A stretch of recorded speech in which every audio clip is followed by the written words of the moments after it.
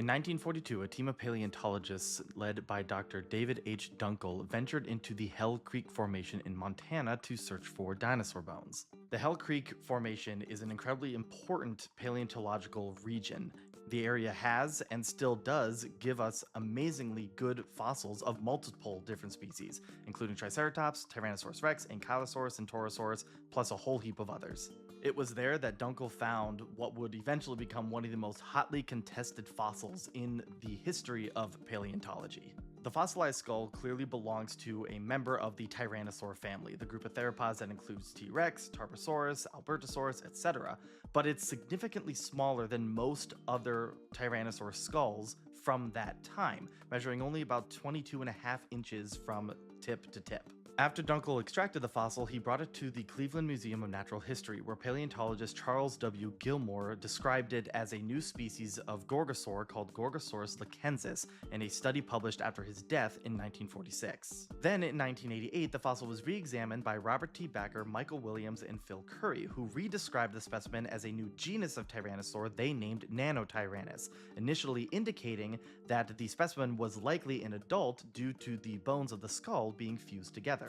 Then, in 1999, a third examination of the skull, this time by Thomas Carr, led to the conclusion that the specimen belonged to an immature individual. This led Carr and other paleontologists at the time to conclude that Nanotyrannus was actually a juvenile member of Tyrannosaurus Rex, a proposal originally put forth in 1965 by Anatoly Konstantinovich Radossvensky. And you would think that'd be the end of it, but ever since these studies, the validity of Nanotyrannus has continued to be one of the biggest debates in paleontology, with multiple studies coming out lending credibility to both sides. At least it's been debated. It seems to have finally been settled as of October 2025, and it's all thanks to a remarkable fossil that's been stuck in legal limbo for nearly 15 years. At long last, after all the debates, after all the arguments, after all the studies, Nanotyrannus is its own separate genus. The story of Nanotyrannus and the debate around its validity has been such a wild ride if you're in the paleontology community. There was really only one thing that anyone could agree on, and that was just the size of the thing.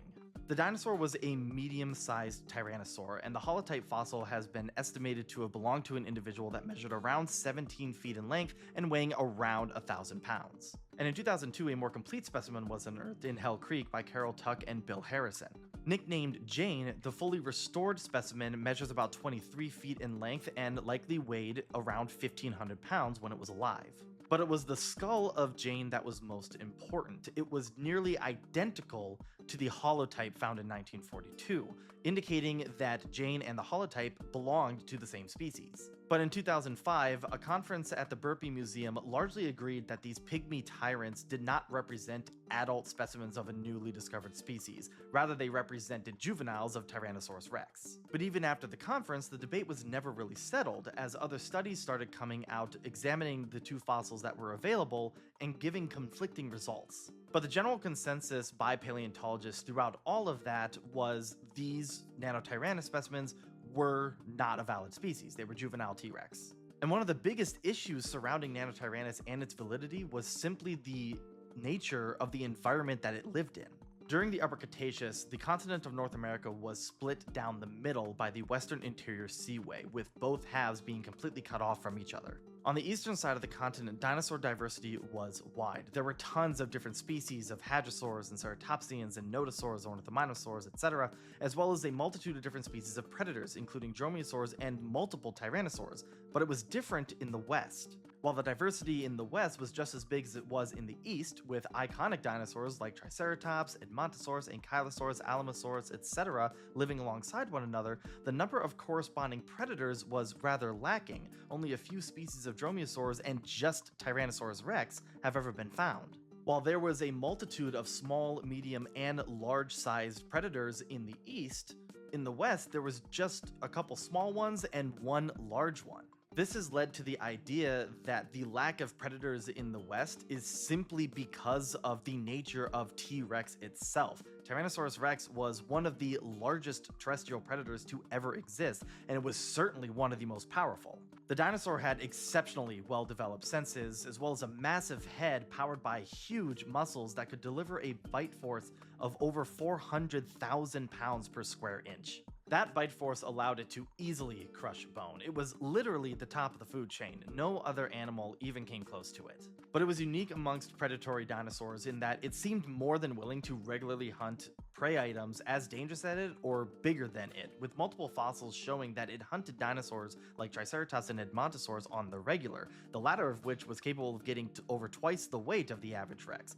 But just like every other predator, it had to start out small. T-Rex hatchlings were roughly the size of a border collie, about 3 feet long and only a few dozen pounds, and the juveniles had a very different body shape than the adults. Adult T-Rex are bulky, they're slow, they're powerful, they're designed to be able to hunt giant, dangerous prey items.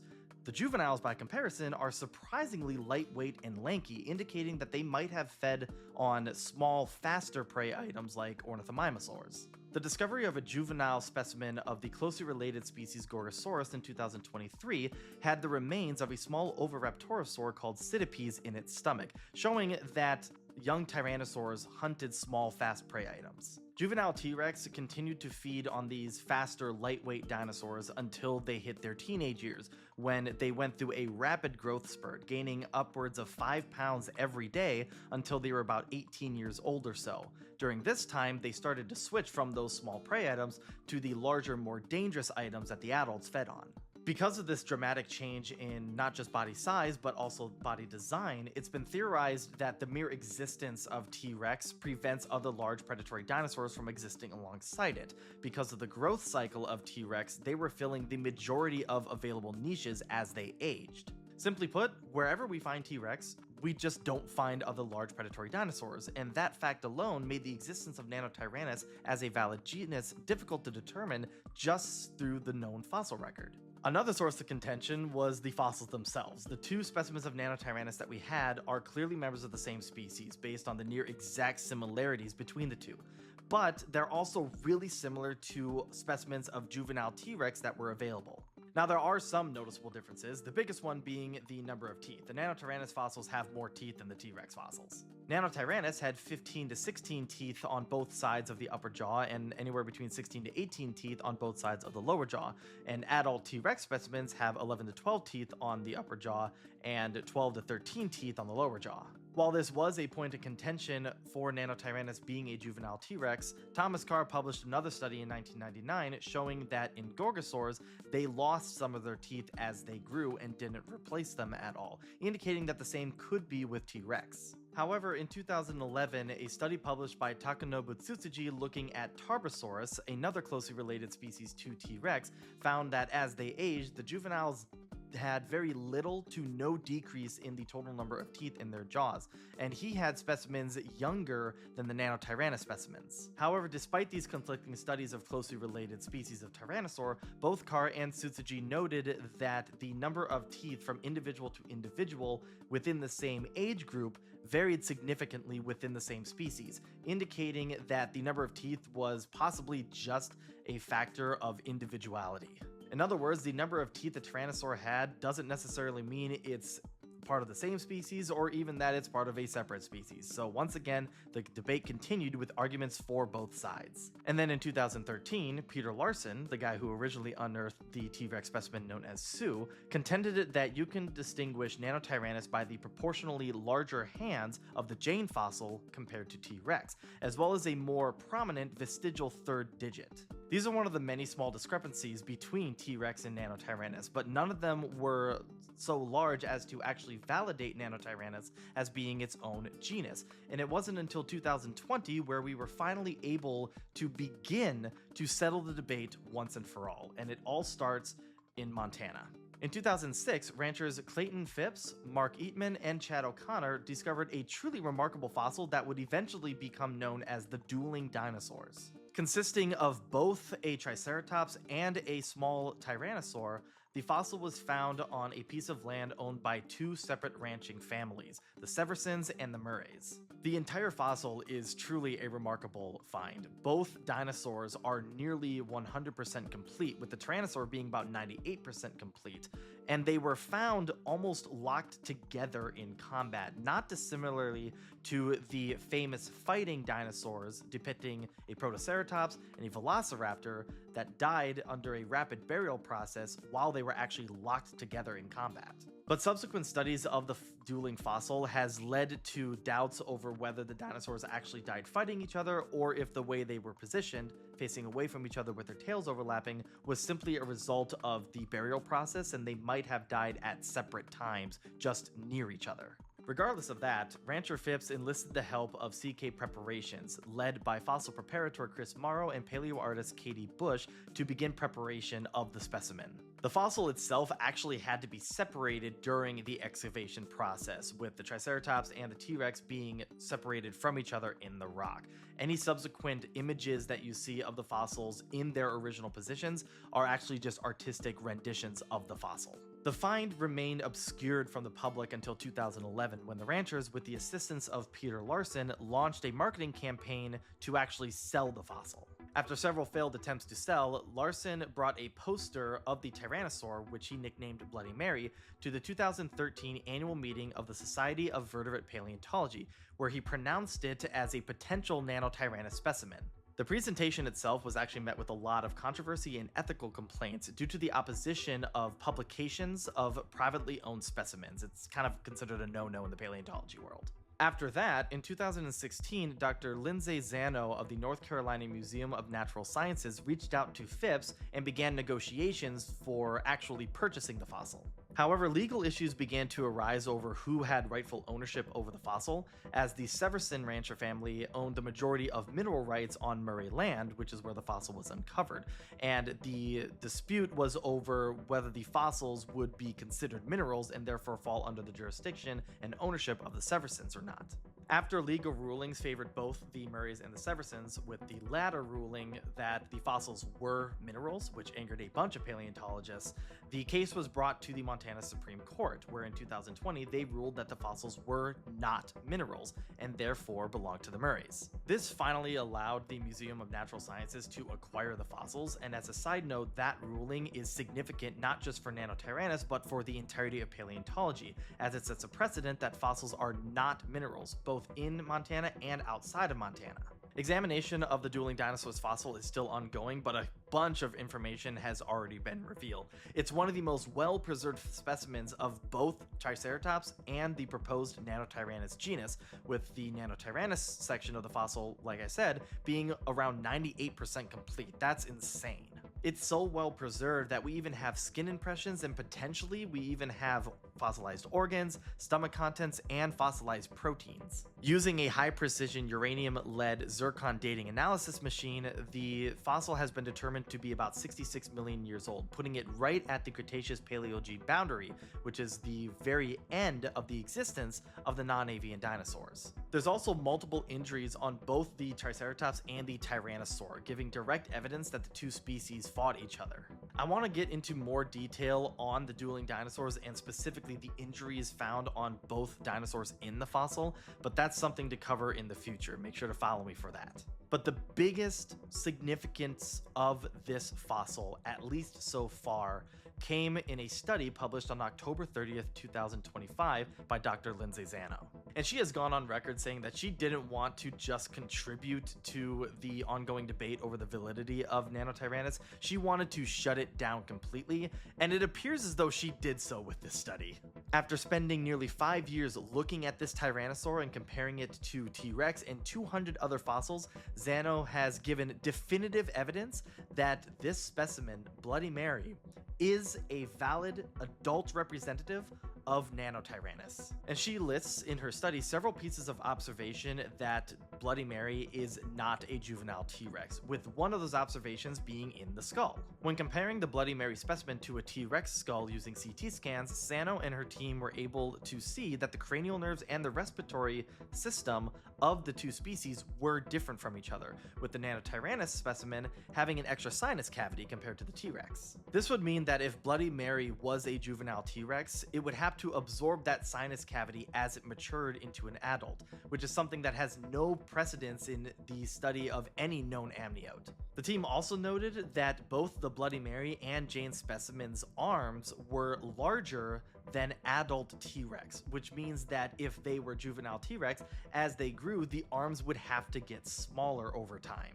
If the arms of an adult T-Rex were about the same size or a little bit bigger than Bloody Mary and Jane's arms, but proportionally smaller compared to the rest of the body, that would make a bit more sense. However, bones shrinking in size as an individual aged and matured has never been observed before in any amniote extinct or alive today.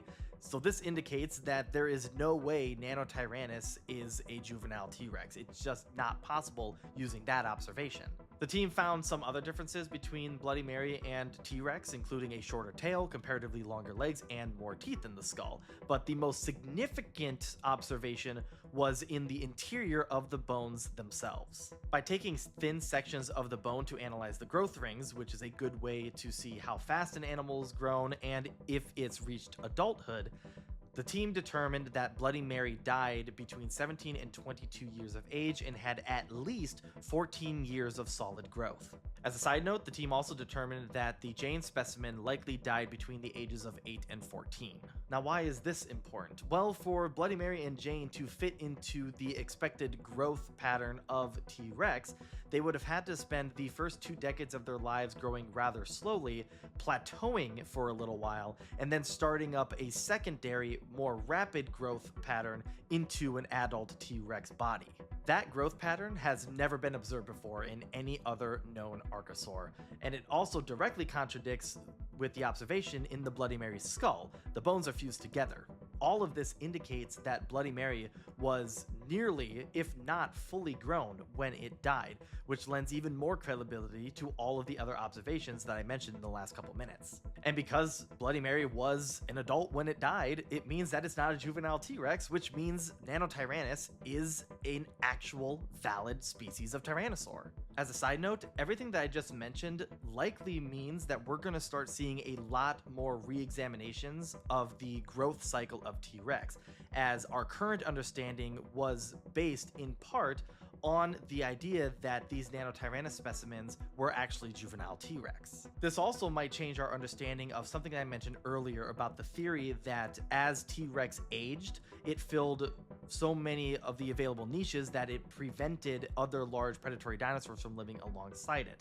Now that we know that Nanotyrannus was a medium-sized tyrannosaur that did live alongside T-Rex, expect a lot of studies in the near future around the growth of T-Rex and the environment that T-Rex lived in terms of its competitors. There's probably a lot that's going to come out soon.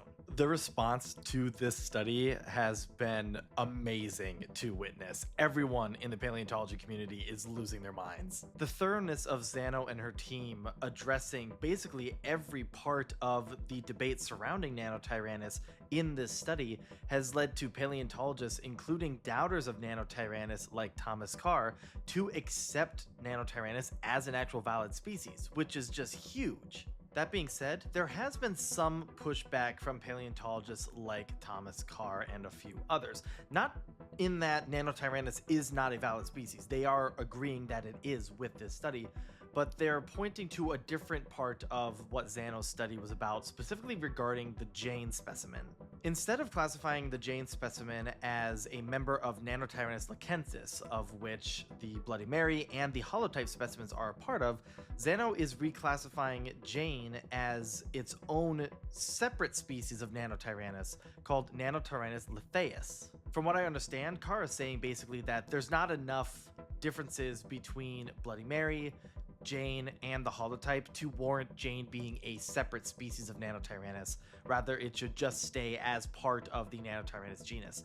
Carr has also opined that instead of Nanotyrannus being a genus of Tyrannosaur, it should be classified as a separate species within the Tyrannosaur genus. So basically, it would be a sister species to Tyrannosaurus Rex, but we're gonna have to wait and see if anything comes out of that or not.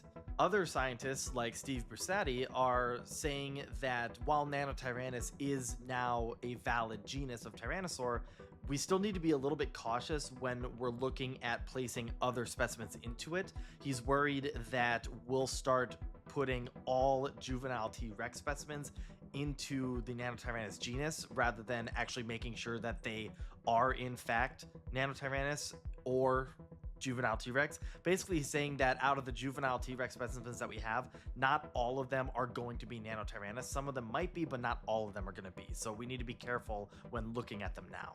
But from what I can see, everyone seems to agree that because of how comprehensive Zano's study is, we're going to see a lot of re-examinations of previous Nanotyrannus studies and proposed specimens to determine if any of those are valid Nanotyrannus or if they are actually young T-Rex. So expect a lot more studies in the near future regarding all of this. Dr. Zano's study is not just important for Nanotyrannus. It is, but it's also really important regarding the environment that T-Rex lived in. Like I said previously, T-Rex has been the only large predatory dinosaur that's been found in Western North America and the United States, living alongside multiple very large herbivores. There were other predators that lived alongside them, but they were dromaeosaurs and troodontids. Comparatively, they were much smaller and faster. They never would have been able to compete with the adults, but they probably were able to at least compete a bit with the juveniles, if not directly hunt them on occasion. Most environments are capable of supporting multiple larger predators at a time, and with dinosaurs we see this in multiple different locations, like in Africa with Spinosaurus and Carcharodontosaurus, and Jurassic North America with Allosaurus and Ceratosaurus. We see multiple predators living alongside each other a lot with dinosaurs, except in Western North America, which predominantly just had T-Rex as the large predator present. But now with the confirmation of Nanotyrannus being its own separate valid species, that helps to partially at least fill in the void of a secondary larger predator. Now at the same time, Nanotyrannus was only about 1/10 of a weight of an adult T-Rex, so there's no way that they were competing directly with the adults. But there is evidence that suggests they were competing with the juvenile T-Rexes, if not actually hunting them directly. The Jane specimen has multiple healed tooth mark puncture wounds on its snout, indicating at minimum that Nanotyrannus were fighting each other, and they were, by extension, probably fighting with juvenile T-Rex.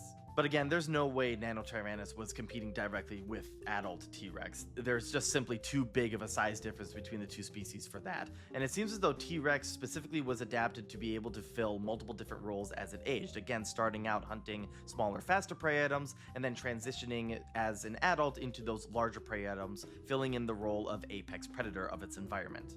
And then Nanotyrannus, with its smaller, lighter, faster build, stuck with those smaller, faster prey items like ornithomimosaurs, pachycephalosaurs, possibly juvenile T-Rex, and maybe even troodontids and the occasional dromaeosaur.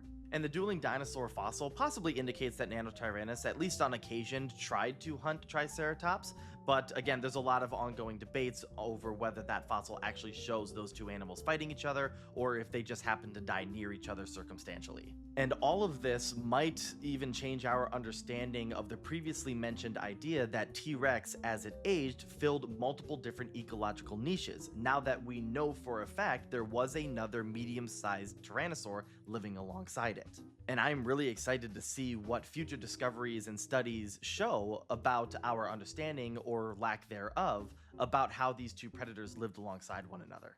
Overall, the story of Nanotyrannus and the debate around its validity as a separate genus was really fun to be a part of.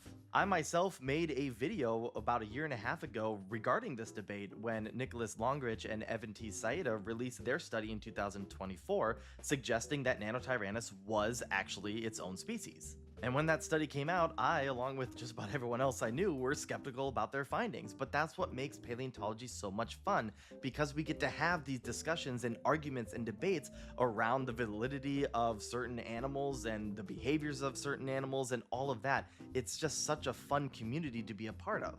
And all of this is because we all have the same goal at the end of the day: to better understand the prehistoric world and the life that resided in it before we came along.